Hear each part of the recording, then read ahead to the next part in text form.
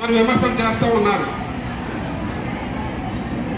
వాళ్ళకి తెలుసు వీళ్ళు సర్పంచులు ఎంపీటీసీలు అవ్వకముందే మరి కిమిడి కళా వెంకటరావు గారు మంత్రిగా, రాజ్యసభ సభ్యుడిగా, టీటీడీ చైర్మన్గా అనేక పదవులు అలంకరించి ఆయన ఈ ఉత్తరాంధ్ర నాయకుడిగా ఇప్పుడు నాయకులుగా గుర్తించడం జరిగింది. మరి వీళ్ళకి ఏం తెలిసి మాట్లాడుతూ ఉన్నారు. మరి వాళ్ళ నాయకులు పండానికో కుప్పానికో వచ్చి ఇక్కడ కార్యక్రమాలు చేసుకొని వెళ్ళిపోతారు. నాకు తెలిసి 5 సంవత్సరాల్లో 1 సారి 2 సార్లు 3 సార్లు రావడం తప్పితే నియోజకవర్గానికి వచ్చి ఇక్కడ ప్రజల కష్టసుఖాలు చూడటం ఎప్పుడు మేము చూడలేదు.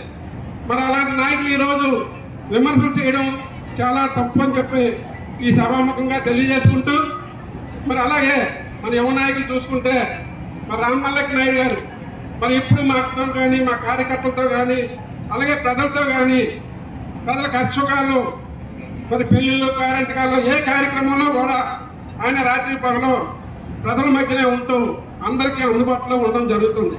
మరి అలాంటి మీరు ఈరోజు ఇలాంటి చౌకబారు విమర్శలు చేయడం తగదని చెప్పి ఈ సభాముఖంగా తెలియజేసుకుంటూ, మరి అభివృద్ధి అంటున్నారు, మీరు ఏం అభివృద్ధి చేశారని నేను ఈ సభాముఖంగా అడుగుతా ఉన్నాను.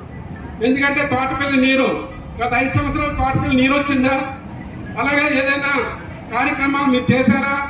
బాగాపురం విమానాశ్రయం ఈ కూటమి ప్రభుత్వంలోనే పూర్తవుతుంది.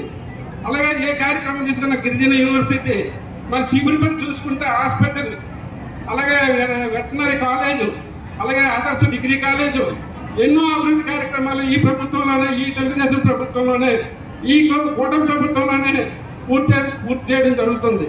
మరి ఇన్ని కార్యక్రమాలు మేము అభివృద్ధి చేస్తుంటే మీరు ఈ లేనిపోని చౌకబారు విమర్శలు చేయడం మంచి పద్ధతి కాదని చెప్పి సభాముఖంగా తెలియజేసుకుంటూ నేను సెలవు తీసుకుంటాను.